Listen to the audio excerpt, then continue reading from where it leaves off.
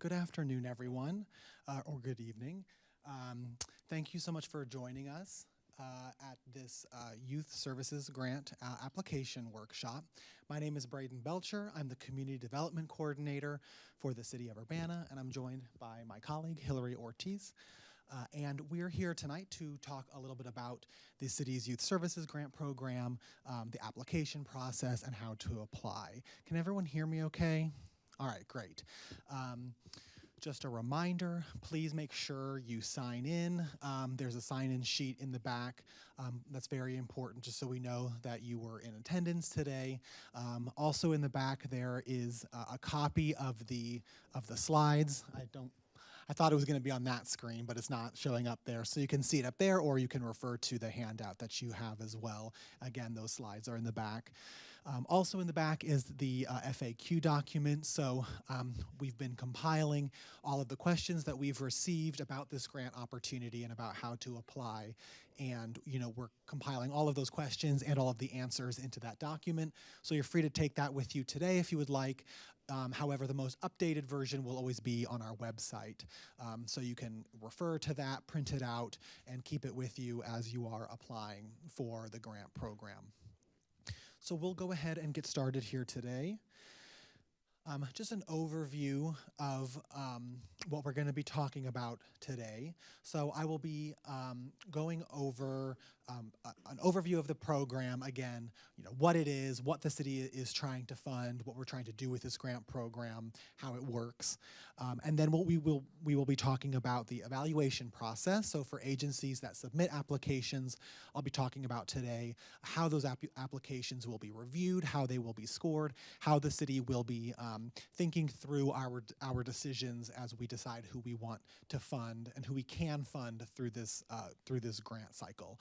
We want to make sure that that process is open and transparent, and that every agency that submits an application understands, what criteria will be used to evaluate their program and their project and to make the ultimate funding decisions. This is a competitive grant program, so unfortunately not every agency that applies will be able to receive funding, and not every agency that is selected for funding will be able to receive the full amount that they originally requested. And again, that just gets to the competitive nature of this program and to the fact that, unfortunately, funding is limited and we can't, fund everything that we would always like to. So that's why that evaluation process is really important.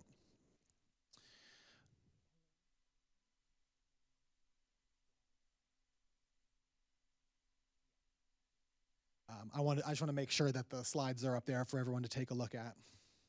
So the third thing I'm going to talk about tonight is the Neighborly software. This is our online grant application portal that you will be using to finish your application and to submit it.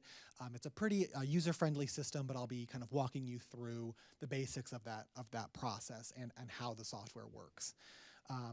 Then I'll be talking about the timeline for this opportunity, when applications are due, when you can expect to have an answer as to whether your program is funded or not, and then we'll end the night with a Q&A portion. So you'll have an opportunity to ask any questions that you have of the program. So this is the third year that the city has offered the Youth Services Grant Program. The purpose of this program is to support local agencies, whether that's public agencies or private nonprofit agencies that provide community-based services and solutions for low-income Urbana youth. So that's really the goal that we are trying to achieve through this program, is supporting agencies that provide those programs, those services, those activities for low-income Urbana youth. The grants for this cycle will run from July 1, 2023 through June 30th, 2024, and that follows the city's fiscal year. So if your agency is selected for funding, you can expect the grant agreement to be executed July 1. And then you would have essentially until June 30th of next year to utilize that funding. We are looking to fund programs that meet the documented needs of Urbana youth. Now, when we say Urbana youth, what we mean by that is it's kind of a broad umbrella term. So we're looking for programs that serve youth It could be, childhood, kindergarten, pre-K programs, all the way through what we're saying 22 years of age. So that could be, job training programs or things like that, programs that are more geared toward, maybe late high school, early college age students. So it's a broad range. We understand a lot of different types of projects can fit into that. So just keep that in mind throughout this process, is that we really want to capture and support programs that are providing funding to really that whole spectrum of in terms of the age.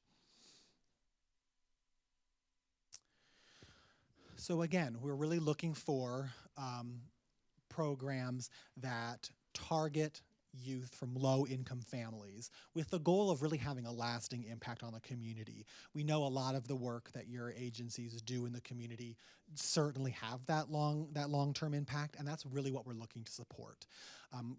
So make sure throughout your application process that you're really highlighting, those long-term impacts of your program on Urbana youth in the community. For this grant opportunity, we are anticipating to be issuing grant agreements in the range of $10,000 to $50,000. So keep that in mind as you are completing your application, as you're writing your budget. Just make sure that you kind of have that frame of reference in mind. Really, we're probably the largest grants we'll give out will probably cap out at that $50,000 mark. So just keep that range in mind. Lastly, on this slide, I will highlight that this grant program it's a reimbursement program. So the way that works is if your agency is awarded a grant agreement, you will be able to be reimbursed for eligible program expenses. And I'll go into a little bit more of that in a minute, but that's just a reminder that the city is not able to upfront the grant amount, but we reimburse you for your program expenses as you are running these programs that support Urbana youth. And again, I'll go into that a little bit more in a minute. So you can't see it on the screen there, unfortunately, but in your packet, oh, there it is. It keeps coming in and out. You see there, so when I say, low-income Urbana youth, this is the data that we're kind of basing that on. This chart is in the application portal, so you can refer to it as you are completing your application. This is really just for you, kind of like a frame of reference as you're, describing your program, as you are, talking about it. This is what we mean when we say that low income. So really we're looking to serve families or households that are at that 80% median family income or below. So for a family of, I believe it's, let's see, that 91,000. So for a family of 4, for example, $73,000 or less, that would be considered an eligible low-income household for this grant opportunity. So again, just keep that in mind. If you have questions about this, please feel free to reach out to me. Again, we just want to ensure that these programs are really benefiting those low-income residents. All right, so there are 4 kind of broad areas that we are looking to fund through this grant opportunity. We are really looking to support programs that provide health, wellness, opportunity, or violence prevention programs or services to Urbana youth. Now, as you look at this chart, you'll probably think to yourself, well, a lot of programs, a lot of after-school programs might offer, they might offer trauma support. They might also offer recreation. They might meet, more than one of these priority areas. That's great. We love to see that. That's not an issue at all. Make sure you highlight that in your application. You can highlight how your program, how the activities that you're funding, meet those different areas. That's great. We just need to see that your program addresses at least one of these. So you need to show in your application that you are at least meeting one of these priority areas. If you're meeting more, if you're meeting all of them, that's great. Talk about that. Show us how you're doing that. We love to see that. This is more of just, our kind of priority in terms of what we want to fund for Urbana youth.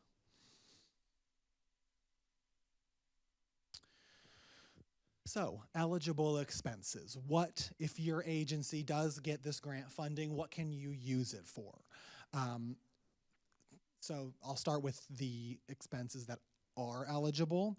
You can pay for staff time. So, that would mean if you have a caseworker, if you have your office admin, anyone who's working, anyone in your agency who's working on this program, who's working with the kids day to day, who's kind of helping, manage the grant or doing any work related to the program, that staff time can be paid for through this grant. So that's great. We know that that's a really big need for a lot of agencies that are doing the great work. They don't have the capacity to pay their staff. So this can support that.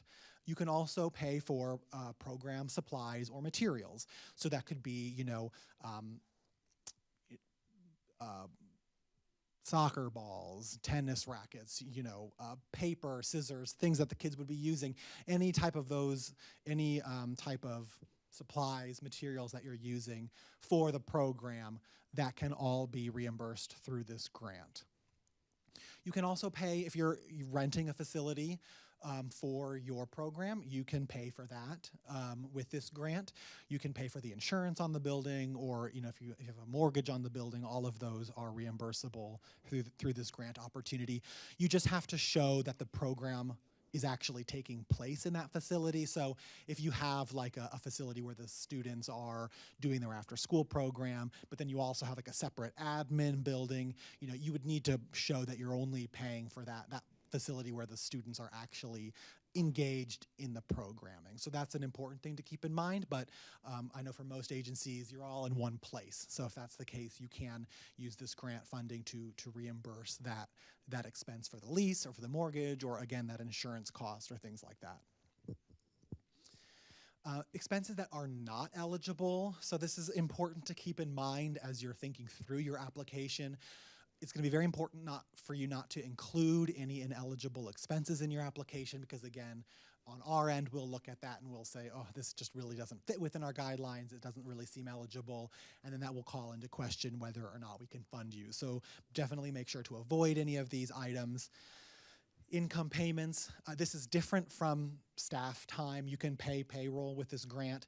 Income payments would be like a cash payment to a program participants. So some programs, for example, give out gift cards or those prepaid Visa cards or things like that.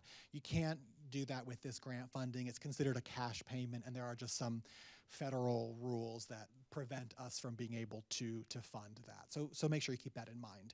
Do you have a question about that?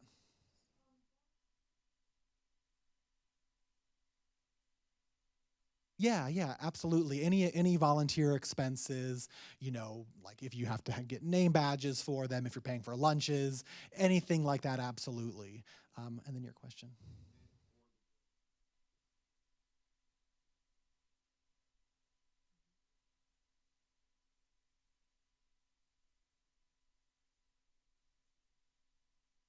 Yes, absolutely. So I'll repeat the question. He was asking about like if you are sponsoring an event for your students or for the kids you're working with. Maybe you're taking them on a bus to visit a university, or go to U of I or something. Those expenses would be eligible. You could pay for that. That's considered a program expense. So you absolutely could. If you take them to lunch while you're out, you absolutely can. That would be considered eligible as well. Um, so absolutely yes. So again, getting back to income payments, that income payments are different because it's just cash for an unspecified. They could use it for whatever they want. Things like that are not eligible. Um, Brick and mortar costs. So this funding cannot be used for like if you want to put a new roof on your building, if you want to buy a new building or build a facility, you can't use this funding for kind of those the physical costs of development or of building a facility. We call that brick or mortar costs are not eligible through this program. A more obvious one, political activities, you can't be lobbying or things like that, which I think is probably pretty obvious. And then non-Urbana residents. We understand that most groups in the community that are providing programs or services to Urbana youth, their mission doesn't stop at Wright Street. They're serving everyone in the community. that's great, that's still eligible, but this grant program will only be able to be used if your agency does provide services for Urbana and Champaign youth. You'll only be able to bill the Urbana students to this grant. So just kind of be thinking through that in terms of, your internal financial management. You'll need to show that you're only billing us for the Urbana residents that you are serving. So for agencies that are selected for funding, I will, down the road a little bit, there's a reporting process where we walk you through how to report the Urbana residents that you're serving. But for now, I'll leave it there and just say that this is really for those Urbana students. So I realize the color is a little washed out there on the screen, but hopefully you can all see that okay. So for the 2023-2024 fiscal year, which again begins on July 1, 2023 and runs all the way through June 30th, 2024, we have a total pot of $300,000 for this fiscal year that we are hoping to give out to agencies that are providing these services or programs for Urbana youth. So again, as I mentioned earlier, with that range of about $10,000 to $50,000 per program, we're really hoping to be able to support a wide variety of different agencies and programs in the community. We're trying to, spread this money as far as we can into the community. So just that total $300,000, that's our total budget for the program. That funding comes from a couple different places. $25,000 comes from the federal government, comes from the Community Development Block Grant. $75,000 comes from the City of Urbana's general fund, and then this year $200,000 is coming from the state of Illinois. So we're very pleased that we have this larger pot of money to be able to support the different agencies in the community. All right, so now I'll talk a little bit about how we will be evaluating your applications, what we're going to be looking for, and how your application will be ranked and scored. So this is the scoring tool. You'll have it you can see it up on the screen. You also have it in your packets. This is probably the most important page in that entire slideshow. So make sure, you can take it home with you. It's also on the website. Make sure to really take a look at this and read through it, because this evaluation tool is line by line what staff will be referencing as we are reading through your application. So we will be assigning point values to each of the different questions there. And really the application is structured to reflect this. So the questions you're answering, the information that you're giving us in your applications really is all based on this evaluation tool. So really make sure to read it closely, have it next to you while you're filling out your application. It's really, really important. At the top, you see there are 3 non-scored items. These are just kind of the basic eligibility. We have to be able to check yes on each of these 3 in order for us to be able to consider your application. So the 3 are: your program meets at least one of those service areas that I mentioned earlier. The second one is that you submitted all of the required application documentation by the deadline. That's very important. And then the third one is that you attended one of our grant workshops. So congratulations, you all already got that one checked off. So that's why it's important to make sure you signed in tonight, just so we can reference that and make sure that we have your name down so that we're able to show that you were here. So those are the 3 things you need to do in order to be considered eligible to be considered for this grant application. Below that, the other criteria, those are the scored components. So we will be assigning a point value, and you can see on the right-hand side of the scoring benchmark, how that will be broken down. And it'll be really important as you're putting together your application to make sure you're really maximizing your score. So again, we want to see that your program is meeting a gap in service in the community. So what do I mean by that? I mean, you're offering something that the kids aren't getting somewhere else. That's really important. We want to make sure that kids don't fall through the gaps, that they have the services that they need. So really in your application, showing how you're meeting those service gaps for Urbana youth. Talking about your experience managing grants is really important. We want to know that you have the ability and the capability to, use the money, and we don't want to put you in a situation where maybe you don't have the people power to really utilize the grant. So talking about your previous experience, talking about your capacity to sustain this program beyond just this one fiscal year. I mean, the funding only goes through 2024, so we really want to see that you have the ability to have that kind of long-term capacity to keep the program going, because we want to see those long-term solutions. We want to see that you're, really increasing services. We want to see that that this funding is going to help you serve more residents. We want to see that you are, in your program design, that you have clearly defined success measures, right? We want to know that you have a process for determining whether your program is successful or not and how that's measured. So talk about that in your application. We want to see that that your agency has successfully offered similar programs in the past. We know that some agencies are applying for a new program; they're just starting. That's totally fine. That's great. But if you're applying for funding for a new program, talk about maybe similar programs you've offered in the past. That's going to be important, just to show us that you are good at what you do and that you can do it successfully. We want to see that you're able to leverage other resources in the community, again, to sustain the program beyond just that 1 year. That's going to be really important. We want to see, we will ask for you to submit a program budget, and I'll talk a little bit more about that in a minute. But when we look through your budget, we want to see that the costs that you're requesting funding for are reasonable.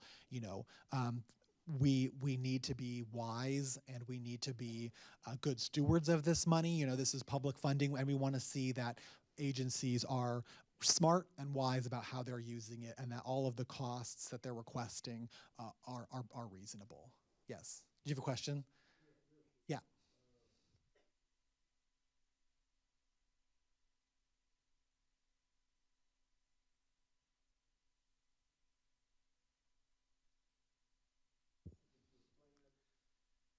Yeah, thank you. That's a good question. I'll repeat the question first. So he's asking, in terms of the question of previous grant experience, how do you show that in your application? So there is a portion in the application on Neighborly where we ask you to basically line by line just write what grants or what other funding sources you've had in the past, right? So you can basically go down and add a line of, we had this grant, we had this grant. So that will be part of the way that you can show, hey, look, we managed this grant last year.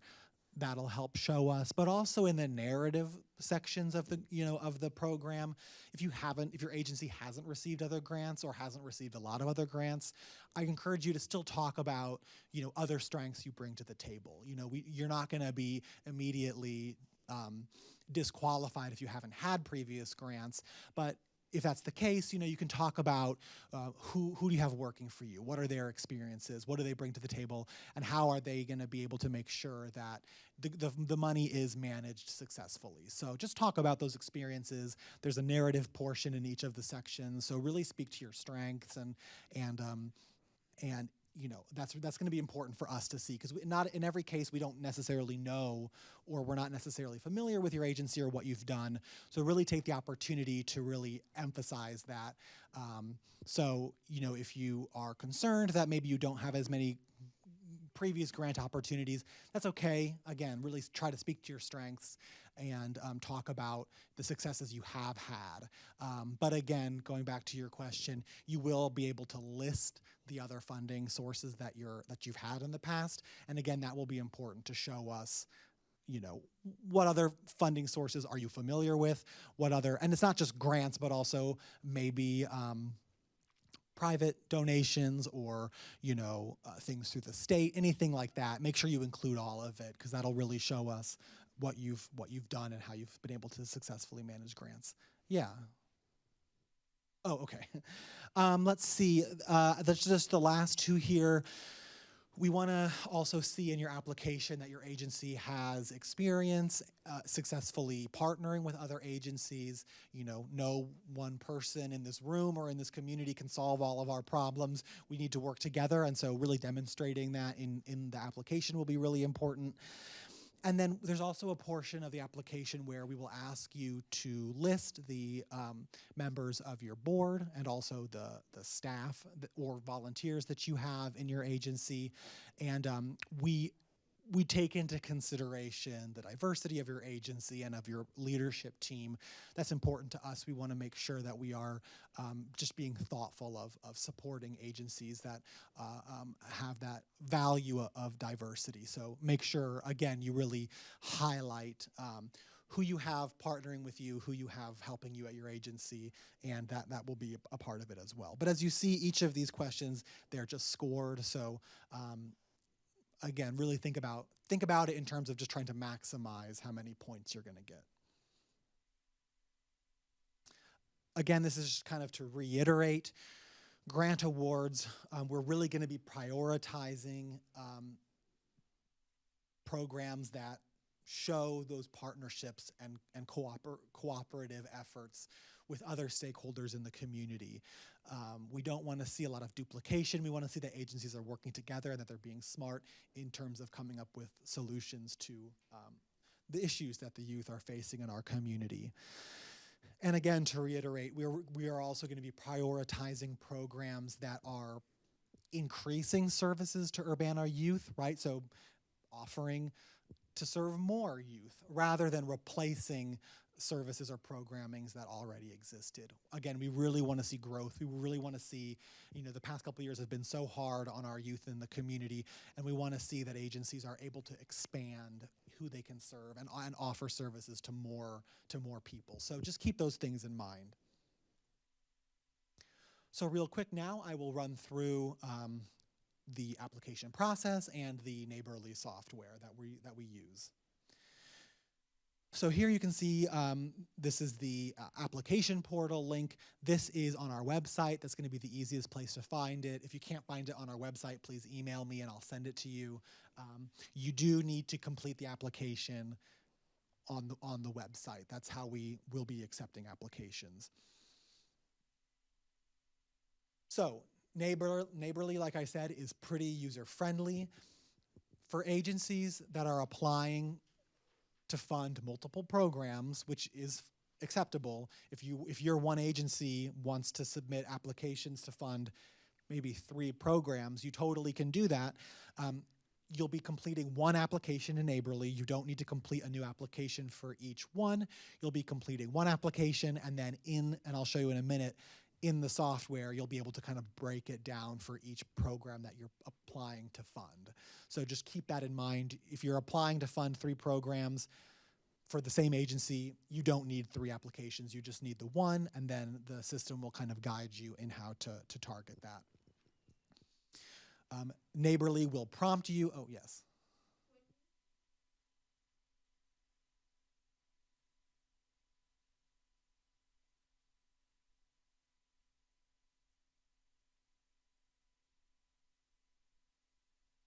Yeah, so sure. Mm-hmm.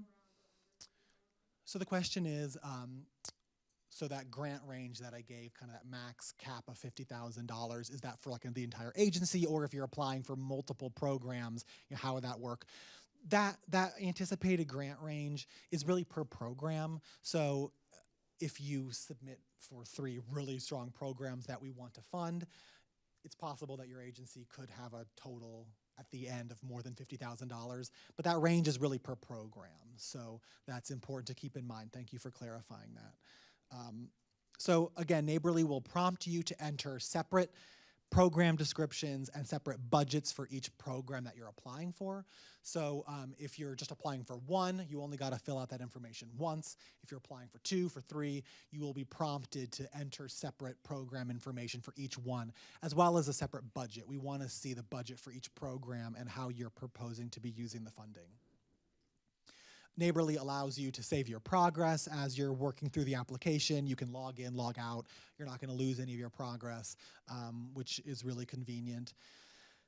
And then I'll show you in a minute, but on the last screen is the document upload screen.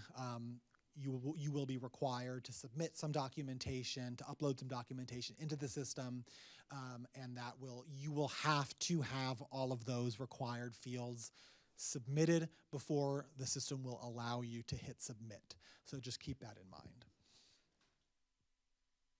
So on our website, if you go to our grants management page for the city of Urbana, on the left-hand side of the screen, down at the bottom, you'll see Youth Services Grant Program. That's where you'll go to find all the information about this application process. Also on the main landing page, so if you go to urbanaillinois.us, the first landing page that you see, there's a little tab about Youth Services Grant Programming. You can go there as well. Again, if you need the link, if you can't find it on our website can be a little bit complicated sometimes. Just call me, and I can email the link to you. Once you click on the link, it'll take you to the Neighborly landing page. You'll see it'll say participant portal. That's you. You're the participant on the right-hand side of the screen. If you have never used our Neighborly system before, which I am assuming most of you have not, you will need to go to the register panel, which you see up there in the upper right-hand corner. Click on the register panel. It's pretty basic. You enter your name. You enter your email address. It asks you for a password. You could create a password, enter all that information, hit submit, and then it will email you an auto-generated email with a link, and then you'll use that link to log in. So pretty standard. It's not too complicated, but that's how you will get registered in Neighborly. Once you've done that, once you've got your account and your password, you'll log in, and this is the first thing that you'll see. And I hope you can see it okay in your printout. I don't know how much you can see it up there. It's a little bit small. But when you log in, it might be a little confusing because every grant opportunity that the city offers will be listed. So you're looking for youth services grant. So look for that youth services. You'll see the city's like housing rehab and other programs. Ignore those unless you want a housing rehab. Then you can apply for that too. But you can ignore those. You're looking for the youth services. You'll see it, and then you'll click on Start a New Application, and then that will take you to where you need to be to get started. Once you click on that, you'll be on the program overview page. This is where we have kind of the overview of the program, the basic information that you'll need to know. We highlight the key service areas again. We have the income guidelines and things like that. All that information is there on this program overview page. On the left-hand side there, you'll see it says print application. If you would prefer to kind of have a working physical copy, you can print out the whole application over there. But again, as I said, we are going to require that you submit it digitally through Neighborly. But if you I know some people like to just read things, in paper version. So if you want to print out a copy, you can print it out there. Now, you'll see there, this is really the navigation for the application portal. So you'll see, and this is like a little bit, maybe I'll look this way. So section A is your agency information, so basic stuff like your address, the staff that are the primary contact for this opportunity. Section B is the budget, so that's where you will be including a budget narrative, as well as, again, as I mentioned earlier, you'll be uploading a budget as well. And then sections C through section F are going to be for your program information. So again, as I mentioned earlier, you have C through F, so you have 4 places where you can enter if you're program information. So you can apply for up to 4 programs. I guess in theory, if you have 5 or 6 programs, let me know. The system is going to limit you at 4. I don't know many agencies that need to fund 6 programs, but I guess it's possible. But as of right now, the system will limit you to 4 separate programs that you can apply for. So that's what those different C through F screens are. If you're only applying to fund one program, you just need to complete section C. You can leave the other three blank. That's totally fine. It's optional. It's just if your agency is going to be applying for more than one program. And then section G is where you will enter your agency and staff demographic information. And then section H will be where you upload your required documents. So this is what the budget screen looks like. Again, this is the narrative portion. So you're just describing, providing detail on your agency's revenue. And this is, I will clarify, this is like really for the agency level. So for each program you're applying for, we will want to see a specific program budget. In this screen, screen B, you're talking generally about your entire agency's budget. So giving us detail about your revenue. And then again, as we talked about earlier, listing what other revenue sources your agency gets. So whether that's state funding, other sources of federal funding, maybe private donations, just make sure you're listing all of that here so we have that information. Again, C through F, those screens are all identical, again, because it just allows you the opportunity to submit information for more than one program. If you're only applying for one program, you just have to complete section C. You'll be including the name of your program, describing how the program operates, what services do you provide, who are you targeting, how does it work.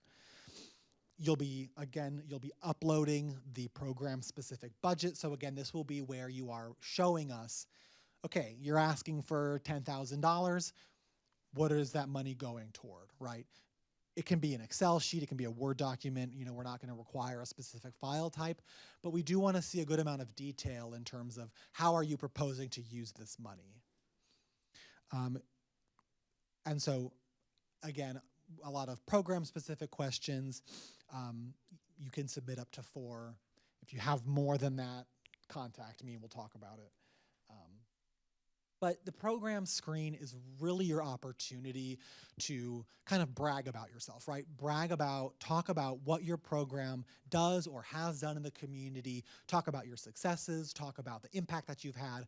Again, in some cases, we might not be familiar with your agency, and so this is your opportunity to introduce us to you, to introduce us to what you do, what you offer in the community.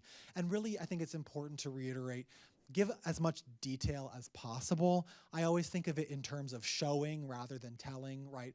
So if you're saying, oh, we make a big impact on, Urbana youth, that's great, but maybe tell us how. Give us those specific examples. Use stories from maybe students you've worked with to really illustrate that point, because we want to see that you're really out there in the community doing that amazing work, and we want to be able to get a sense for how your program operates and what impact it has in the community. Again, so this is where you will upload your program-specific budget. The next screen I'll talk about is screen H, which, as I mentioned earlier, is where you will upload your required documents. So you see here, we require, we want to see for nonprofits, we want to see your certificate of good standing with the state of Illinois. We want to see your tax exempt status letter from the state and also from the IRS. We want to see an audit or your most recent certified financial statements. I understand a lot of agencies, especially small agencies, do not have an audit. They can be very expensive to pay an accountant to do that. That's okay if you don't have an audit. Again, certified financial statements, something so we can see just the financial health of your agency. We want to just see that everything is above board and that everything is okay. But again, we understand that audits can sometimes be a little bit of a barrier. So not required. If you have an audit, that's great, include it. But if not, we really encourage working with an accountant to try to get those certified financial statements. We will want to see 2 previous year budgets for your agency. Those are your charitable organization annual report, and then again, a list or like a spreadsheet of your board members who's involved in your leadership team. Now, these documents are required, but I will add the one caveat that we understand that some agencies are not required to have some of this documentation. For example, if you're at a school district or a public entity, you're not going to have a certificate of good standing. You're not going to have, you're not going to have those documents that are more geared toward nonprofits. If that's the case, if you don't have that item, reach out to me first, I think is always a good place to start. What we're going to have you do, though, if you leave it blank, you won't be able to submit your application. More often than not, what I'm going to advise you to do is to upload a document that simply explains, so for example, if you're like a public entity, just explaining, I am a public entity, we are not required to have a certificate of good standing. That's all you need to say, upload that document, that will suffice. That will show us that, oh, okay, that's not applicable to them. But again, we don't want you just to leave it blank. We'll ask that you submit a document explaining, again, we don't have this, our agency is exempt, so on and so forth. But again, I think if that's the case, just let me know, reach out to me, but typically that's what we advise people to do. If it's something that does apply to your agency and you don't have it, so for example, if you're a nonprofit and you don't have that letter, that certificate of good standing, for example, that will be an issue because we will have to see it. But again, reach out to me if you have questions about how to get that letter. It's actually not too hard. You can just actually get it online. But reach out to me, let me know. If there is something that is applicable to your agency that you do not have, please contact me sooner rather than later, because if it's the night before the applications are due, we will be very limited in terms of what we can do to resolve that situation. So sooner rather than later, it's an important thing to know.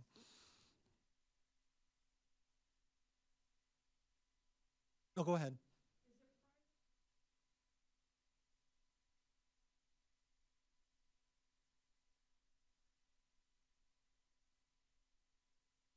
No, it is not.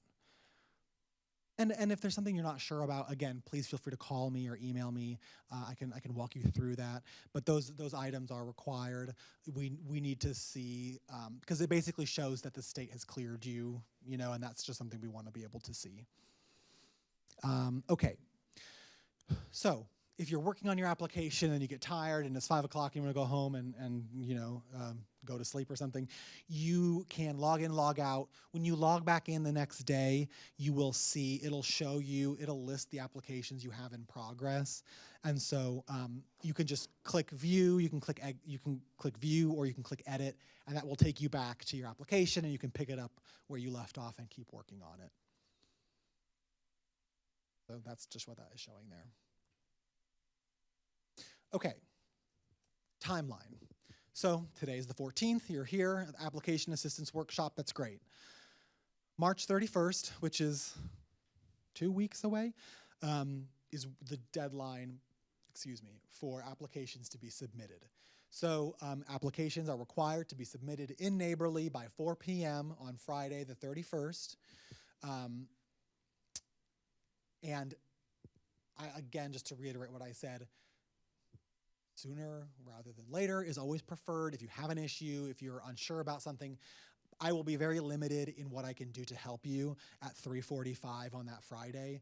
Because again, in order to be fair and transparent with everyone who's applying, if you miss that deadline, there is nothing we can do. The system will not allow you to submit it. You will not be able to be considered for funding. So please make sure, look through the application, make sure you're getting any questions answered. Please reach out to me. I try to be as responsive as possible. We can work, there are, solutions and things we can work through together. But again, at 3:45 on Friday, that'll be really difficult. So please don't do that to me. So again, March 31st, put it on your calendar. The week of April 3rd through the 7th, your application will be reviewed by our internal grant review committee, which is made up of myself, several other City of Urbana staff, as well as 2 city council members and 1 member of the city's Community Development Commission. So there's kind of a wide variety of people who will be reviewing your application, providing feedback, providing that score from that evaluation chart that I showed you.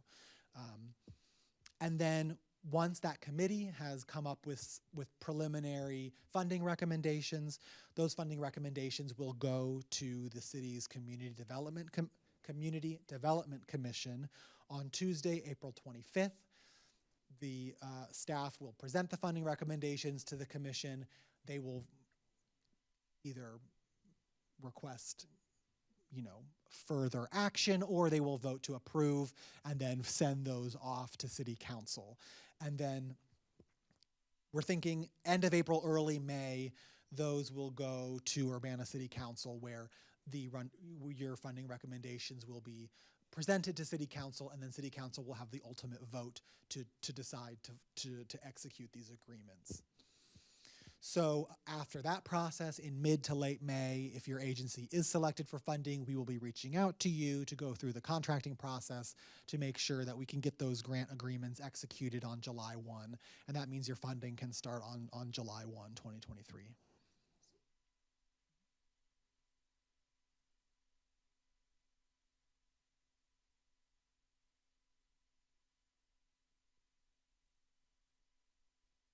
Okay.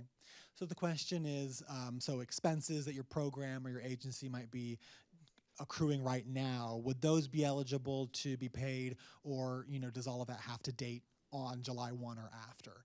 The answer is July 1 or after. So if your agency is awarded for funding, we will only be able to pay you for program expenses that take place on or after that July 1 date.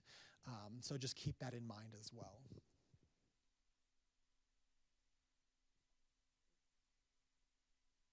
It'll go until June 30th, 2024.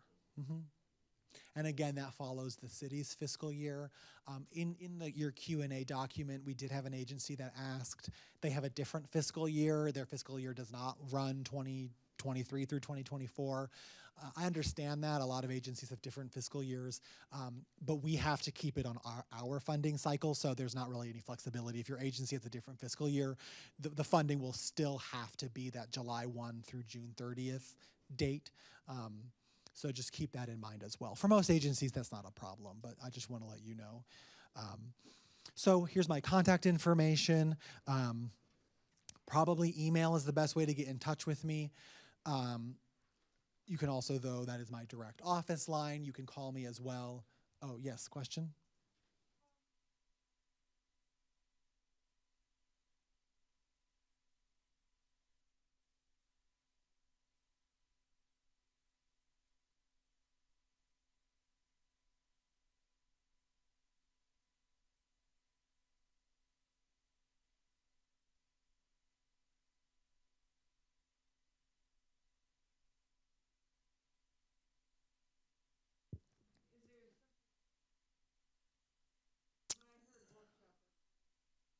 Yeah, we do our best to provide as much support as possible.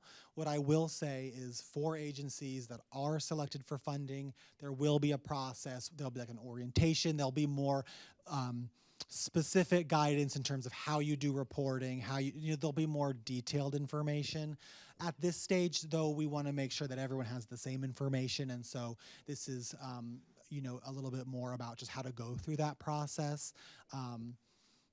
So I understand that would be very nice to have that. At this stage, though, there's probably many agencies in the community that are looking to apply, and just as the only staff person who runs this process, I don't unfortunately have as much time in my day to provide the support that I would probably like, but I try to do what I can to make sure everyone has their questions answered, that everyone has access to the information that they need. And I'll think about that, how we can improve that to have more of that support group. I think that is a good idea, connecting agencies with maybe agencies that have had more experience, I think that's a good idea. Unfortunately, as of right now, we don't have that process.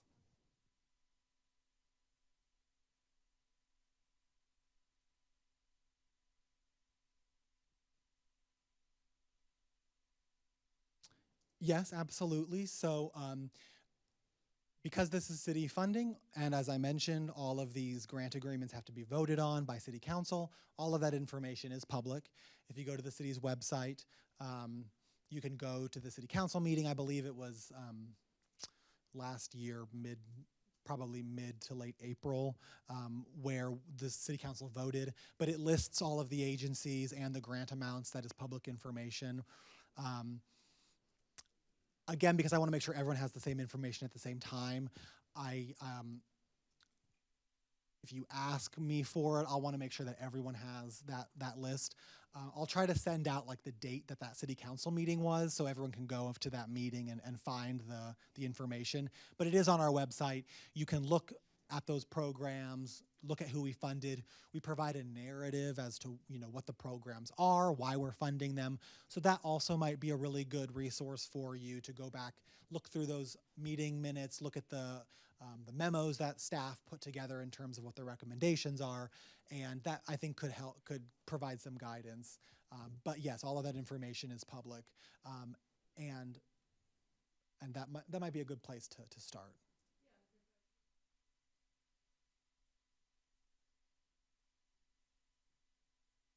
Yeah, absolutely.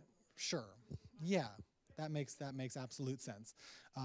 So again, yes, and then if for agencies this year, that are going through the process, just FYI, that will also be a public process. Again, it goes to the Community Development Commission, goes to City Council. Just in terms of transparency, everyone is able to know who we fund, why we fund them, and what amount that they were able to get. Yes.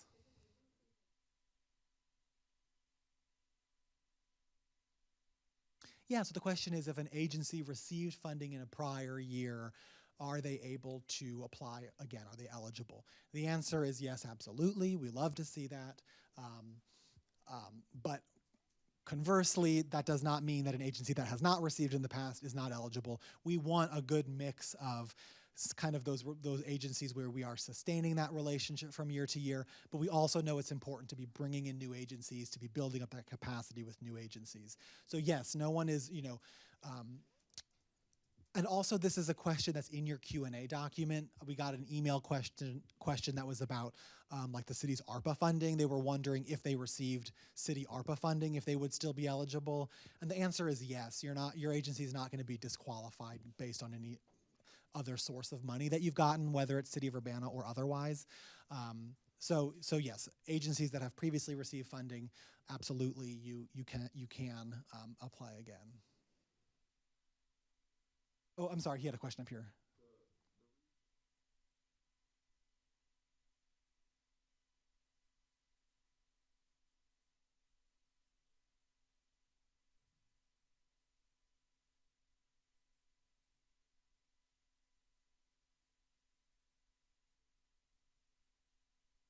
Okay. So the question is in terms of how the reimbursement process works, how long does it take, if you are every day paying program expenses and then waiting for the city to reimburse you. So typically we require a quarterly reporting process, meaning you are reporting your activities and also your expenses on a quarterly basis. So that's like basically every 3 months. I will say with the caveat, we want to be accommodating as accommodating as possible for agencies that are awarded funding and who might need a different situation. I will work with them. I want to be very flexible, but typically we prefer that quarterly cycle because it just keeps it streamlined and everyone is billed at the same time. Once we get a report, we can turn the check around within 2 weeks. So it's not too long, but we prefer that quarterly process. But again, if your agency is awarded and if you have concerns about that, we can definitely talk about it. So anyway, contact information. There's also it's not there anymore. There's also a more general grants@urbanaillinois.us email address. You can also reach us there, but again, I think my direct email will be better suited. Okay, so I'll just end with kind of 3 FAQs that, time flies. two of like the most common FAQs that we get. The first is, where can I find more information? Our website, urbanaillinois.us/YSG. Finally, they gave us a good URL. Last year, our URL was like 10 pages long. You can go there. We outline this whole process. A recording of this session will be posted there, as along with the Q&A document. The link to Neighborly is there. So really, a lot of good information is there at urbanaillinois.us/YSG. Another common question is, we are a public agency, we're not a 501c3. Are we still eligible for funding? Yes, absolutely you are, and I talked a little bit about that previously.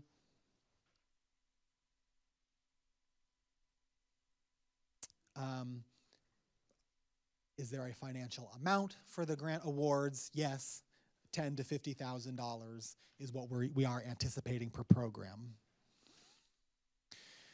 There was a question about the age range in terms of would 3 years old be considered pre-K? And yes, what we mean by that kind of pre-K is just really from birth to 22 years old. We know that there are some programs that work with, expecting mothers or, newborns. Those programs would be eligible for this.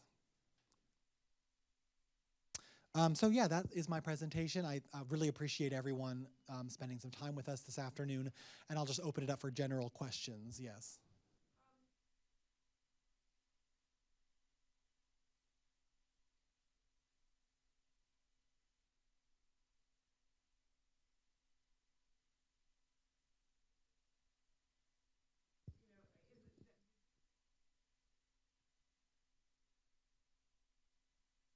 I don't know. That you are all certainly empowered to ask, to go to the school district and maybe do some of that research. I don't have an answer for that. What I would say, so the question was about, how do you know you're serving a gap? Because we ask in the application to really talk about, how you're meeting that unmet need. Well, so how do you know it's an unmet need? We want to see that you've thought through that. We want to see that you are running your program because you believe you're providing an important service. So just talk about that. Why is the service important? How is it providing something that's of value? And then, it might require some research, but again, just demonstrating it's something unique. It's something that if we don't offer it, this student or this segment of the population isn't going to have access to it. So just trying to describe that to us. Again, we know that sometimes multiple agencies work on the same problem, and that is not going to automatically disqualify anyone. We just want to see that you're putting some thought into your program design and that you're at least cognizant of trying to expand, the types of programs that are available, that you've put some thought into maybe being creative or maybe addressing a need that maybe hasn't been prioritized in the past. And then really just explaining that to us, really arguing, why it's important, and then just demonstrating that, I think it would be really important.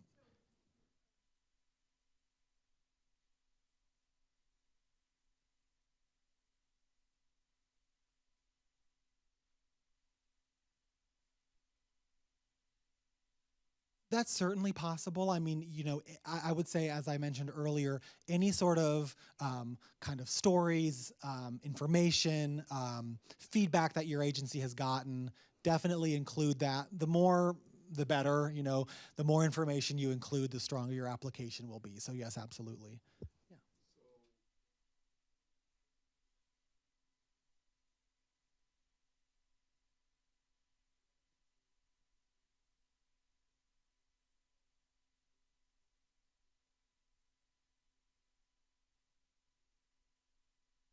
Sure.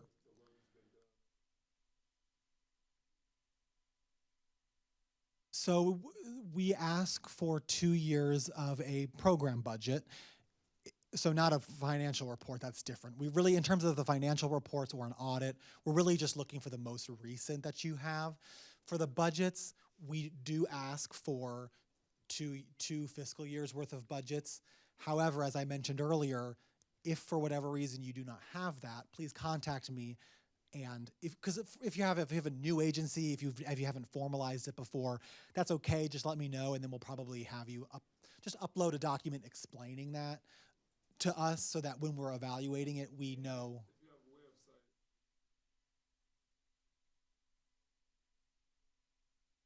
Yeah, well, and yes. And also in section A of the application, it does ask for your agency's website URL, so make sure you include that because we will be looking to find that information as well. Yeah. Oh, sorry. Oh,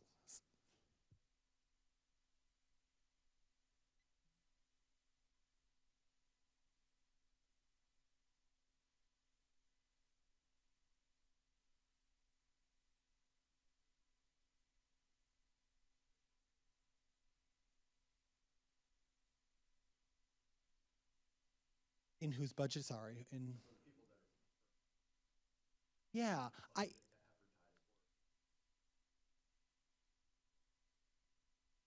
oh about the program. Okay, I'm tracking now. Marketing, advertising to get program participants would be eligible. You know, you could pay for that if you want to print materials or pay for Facebook ads or things like that. That you could include that in part of your as part of an eligible expense. I will work on compiling a list of the agencies that have been funded because again, that is publicly available information. Um, but yes, you know, if you want to be able to pay for advertising for to get program participants, you could do that as well. Does that answer your question? Okay. Yeah.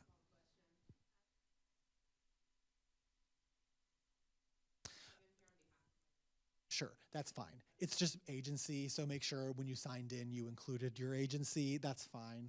Yeah. Yep.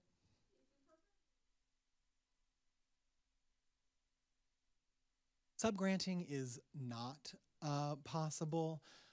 So we really, the agency that's applying, we want to see that they're the one really managing it. Um, but we, you know, we still do want to see that there is kind of that collaborative effort.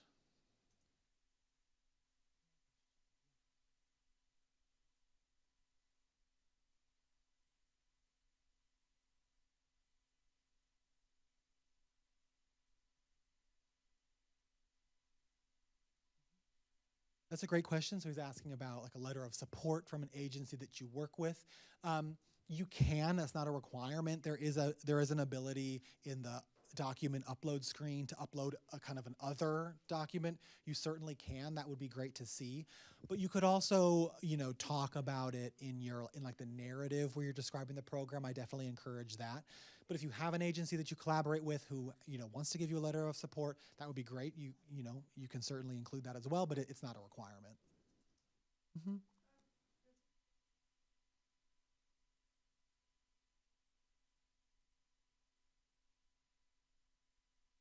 No. The question was, do if you're collaborating with another agency, does that agency? Well, so first of all, the 51% um, being BIPOC, that's not a requirement. Again, it's just one of the many things that we evaluate in your application. So we want to see a commitment to to diversity, but that's not like a specific requirement. Again, you are scored on it. But the question was, does that extend to your collaborators? The answer is no. We're not going to evaluate their boards and who their leadership team is. Again, we just want to see that you're working with other partners in the community, that you're building those relationships. So that's really what we're looking for. Yeah.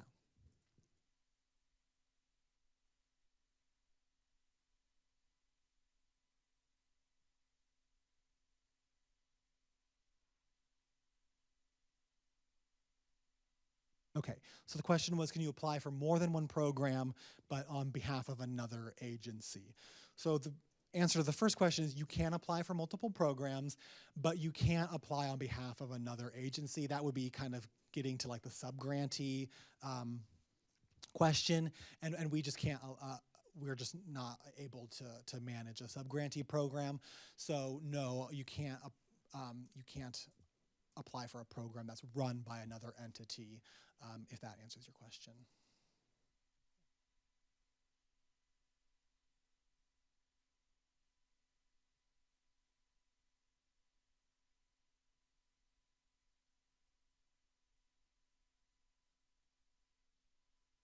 Yes, you can, absolutely.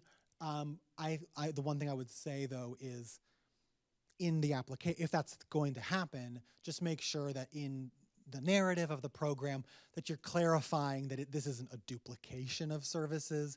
You're collaborating on the same thing, but you're not like both just running the same program separately, because like we don't want to see that kind of duplication, if that makes sense. So just make sure it's clear in your narrative. Question?